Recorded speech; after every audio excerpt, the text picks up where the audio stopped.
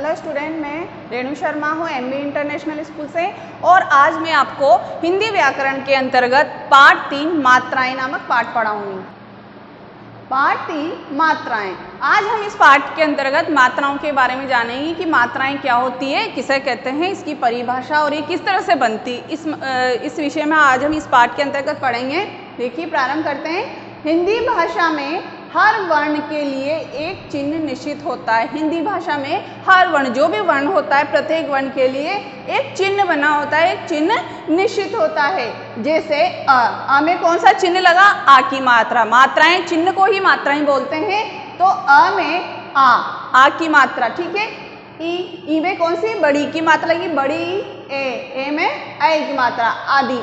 हिंदी वर्णमाला के सभी व्यंजनों में अ स्वर मिला होता है। जो हिंदी वर्णमाला है, इसके जितने भी व्यंजन है, सभी व्यंजन है, इसमें कौन सा स्वर मिला होता है? अ स्वर मिला होता है।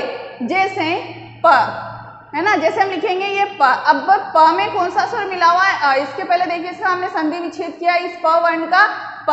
अब प को में से जब स्वर अलग कर दिया हमने अ, तो इसमें हलंत लगाया है नीचे, हलंत लगाया, इसका मतलब इसमें से हमने स्वर अलग कर दिया, ये आधा हो गया। अब इसमें जब हम स्वर मिलाएंगे अ, जैसा कि हमने इसके पहले पढ़ा है कि सभी व्यंजनों में अ मिला हुआ होता है, तो जब इसमें हम स्वर मिलाएंगे तो ये हलंत हट जाएगा, ये व्यंजन पूर्ण हो जाएगा। लेकिन जब हमने इसको स्वर को अलग कर दिया है तो ये आधा हो गया है, अधूरा रह गया है। तो प प्लस हलंत प्लस अ पूर्ण बन गया है प।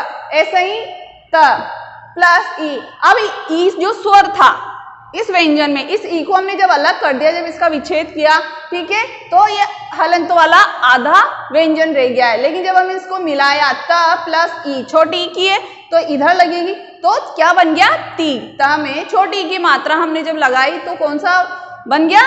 ई। अतः स्वरों को व्यंजनों के साथ लिखते समय स्वर पूरे नहीं लिखे जाते हैं। स्वरों को व्यंजनों के साथ लिखते समय स्वर पूरे नहीं लिखे जाते, बल्कि इनके चिन्ह व्यंजनों के साथ लिखे जाते हैं। इनके चिन्ह नहीं लिखे जाते। जब भी हम व्यंजनों के साथ लिखते हैं, इनको पूर्ण नहीं लिखा जाता है, इनके चिन्ह लगाए जाते हैं। और ये चिन्ह क्या कहलाते हैं? मात्राएं। ये चिन्ह क्या कहलाता है? मात्राएं। स्वरों का यह बदला रूप ही मात्रा कहलाता है। एक बार फिर से मैं पढ़ूंगी, देखिए। अतः स्वरों को व्यंजनों के साथ लिखते समय स्वर पूरे नहीं लिखे जाते हैं, बल्कि इनके चिन्ह व्यंजनों के साथ लिखे जाते हैं।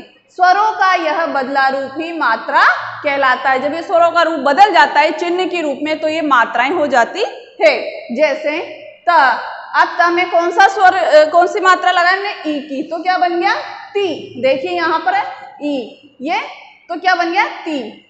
प प्लस उ, तो कौन सा बन गया? पू। तो ये जो चिन्ह है, यही मात्राएं होती है। जैसे ई है, उ है, ठीक है, तो यही मात्राएं हो गई है। अब हम इसकी परिभाषा, एक सार्थक परिभाषा हम जान लेते हैं यहाँ पर कि क्या होती है मात्राएं। व्यंजन के साथ लगने वाले स्वर के विशेष चिन्ह मात्रा कहलाते हैं। एक बार फिर से देखिए बच्चों, व्यंजन के साथ जो लगते हैं स्वर, जो भी स्वर लगते हैं, उनका जो विशेष चिन्ह होता है वो मात्रा कहलाते हैं। हिंदी वर्णमाला में सभी स्वरों की मात्राएं निश्चित होती है। सभी स्वरों की मात्राएं निश्चित होती है। अ को छोड़कर प्रत्येक स्वर की मात्रा होती है। सिर्फ अ ही ऐसा स्वर है जिसमें कोई मात्रा नहीं है, बाकी जितने भी स्वर है उनकी सबकी मात्राएं होती है, सबके चिन्ह होते हैं। अब देखिए यहाँ पर एक सारणी दी हुई है, इसमें स्वर की मात्राएं दी हुई है। सबसे पहले स्वर है, फिर उसकी मात्रा है, फिर व्यंजन है, देखिए आप, मात्रा के साथ। फिर मात्रा के साथ जब हम इसको लिखेंगे, कैसे लिखेंगे? शब्द। जैसा कि हमने पहले अभी ऊपर ही मैंने बताया आपको कि अ एक ऐसा स्वर है जिसमें कोई मात्रा नहीं होती है, ठीक है, तो यहाँ पर इन्होंने गलत लगा दिया, क्रॉस का निशान लगा दिया। अब व्यंजन है क, ठीक है, तो क में जब हम अ मिलाएंगे तो इसकी कोई मात्रा नहीं है, कोई चिन्ह नहीं है, ये इसी में मिल जाएगा, तो ये ऐसा का ऐसा ही रहेगा क। शब्द, इसके शब्द है कमल, कलम, बिना मात्राओं के बनते। जब मात्रा लगती है, अ स्वर होता है, तो ये बिना मात्राओं के बनते हैं। कमल, कलम। आ है। अब आ को छोड़कर सब में चिन्ह, सब में मात्राएं। आ, ये इसकी मात्रा है, का लगा दिया हमने, क में प्लस आ, ई आ की मात्रा लगा दी, तो का। इसके शब्द बने काल, काम। ई छोटी की मात्रा देखिए इस तरह से की, कि किसान कितना, ई, ठीक है। छोटी मात्रा के शब्द होते हैं तो इसके उच्चारण हम जल्दी जल्दी करते हैं, ठीक है। और इसमें जब बड़ी की मात्रा होगी तो इसका उच्चारण में थोड़ा सा हमें समय लगता है, ई बोलने में भी लगता है ना, छोटी बड़ी ई, ठीक है। बड़ी की, अब इससे कौन से शब्द ने, कील बोलते हैं तो थोड़ा सा समय लग रहा है ना हमें, कील, कीमत। अब ऊ, छोटी ऊ की मात्रा, क में लगाई छोटी ऊ की मात्रा, कु, कुली, कुल। ऊ, क में ऊ की मात्रा लगाई, कु, कुछ और कूप। अब ऐसे ही देखिए री, री की मात्रा, क में जब हमने री की मात्रा मिलाई तब क्या बना, क्री। ऐसे कौन से शब्द बनते हैं, कृपा, कृषक। ऐसे ही बच्चों यहाँ पर कुछ और भी शब्द मात्राएं दी हुई हैं, उस इससे बनने वाले ये शब्द है, तो आप स्वयं इसको दोहराएंगे। उसके बाद आगे चलते हैं हम। उपरोक्त 11 स्वरों की मात्रा के अतिरिक्त निम्न 4 वर्ण भी मात्रा के रूप में इनका प्रयोग किया जाता है। देखिए आप, स्वर है यहाँ पर इसकी सारणी देखिए, फिर मात्रा है, फिर व्यंजन, फिर मात्रा के साथ, और शब्द कौन से बनते हैं। देखिए सबसे पहले लेते हैं आ में कौन से स्वर है, आ, इसमें कौन सी मात्रा लग रही, अंग की मात्रा, ठीक है। क में जब हम मात्रा ये व्यंजन है क, तो इसमें जब हम ये मात्रा लगाएं अंग की तो कौन सा ना, कम। तो यहाँ पर शब्द बना प में लगे तो पंखा, हंस। ऐसे ही अह, क व्यंजन इसमें लगाई, क अंह, अतः, प्रायः। ऐसे ही है, इससे बनने वाले शब्द है आंख, पांच, औ, डॉक्टर, कॉलेज। उपरोक्त सभी मात्राओं के अतिरिक्त कुछ शब्दों के नीचे बिंदु लगाई जाती है। यदि हम शब्दों के नीचे बिंदु नहीं लगाते तो इनका उच्चारण तथा अर्थ दोनों ही बदल जाते हैं।